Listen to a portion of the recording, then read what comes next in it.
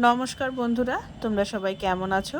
পর্ণাস ক্যানভাসের নতুন একটা ব্লগে তোমাদেরকে সবাইকে স্বাগত।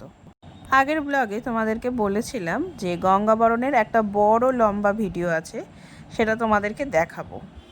আজ চলে এসেছি গঙ্গাবরণের সেই ভিডিওটা নিয়ে।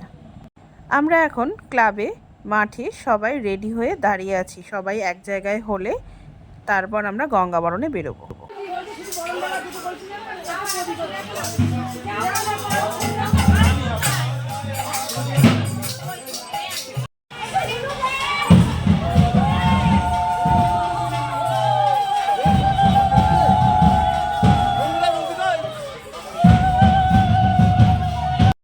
উলুধ্বনি আর শঙ্খধ্বনির সাথে আমাদের গঙ্গাবরণ যাত্রা শুরু হলো। আমাদের পাড়ার সমস্ত মহিলারা এবং পুরুষরাও এই গঙ্গাবরণ যাত্রায় অংশগ্রহণ করেছে। আমাদের পাড়া থেকে আমরা বসিরহাট শ্মশান ঘাটের মন্দিরের ওখানে যে ঘাটটি আছে সেখানে যাব।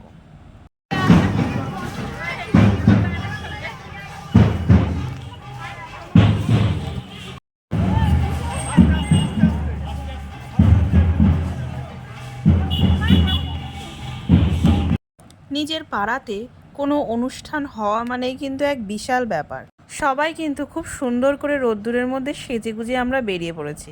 দেখো সবাইকে আমাদের কত সুন্দর লাগছে। আর এই পাশে যাচ্ছে আমার ছোট্ট ছোট্ট ভাই বোনেরা, ওরাও কিন্তু শাড়ি পরেছে। আর ওরাও কিন্তু এই গরমের মধ্যে সাজগোজ কিন্তু কম করেনি। মাথায় ফুল লাগিয়ে সুন্দর করে ম্যাচিং করে ওরাও কিন্তু সেজে নিয়েছে।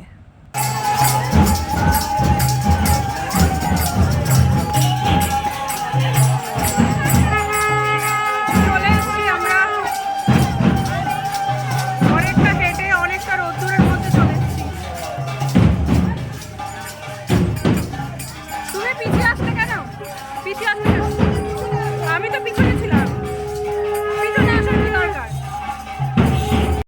চলে এসছি আমরা শ্মশান ঘাটে, এখানে গঙ্গা আরতি করতে। এই যে এই মন্দিরটা নতুন সংস্করণ করা হয়েছে।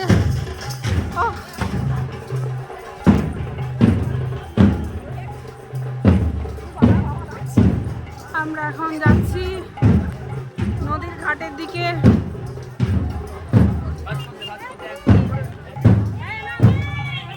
নদীর ঘাটের এখানে খুব স্লিপ ছিল, তাই আমি আর বেশি দূর নামিনি। যারা বরণ করবে গঙ্গা তারাই কয়েকজন মিলে নেমেছিল।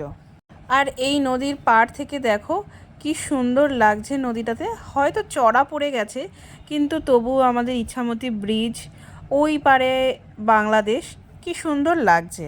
আর এই যে এখানে রাহুল, আমি, মা আর সমস্ত পাড়ার কাকিমা, জেঠিমা, বৌদিরা সবাই এই পারে দাঁড়িয়ে আছে। আর আমরা এসেছি বলে এখানকার লোকাল লোকজনও কিন্তু দেখতে এসেছে যে কি হচ্ছে।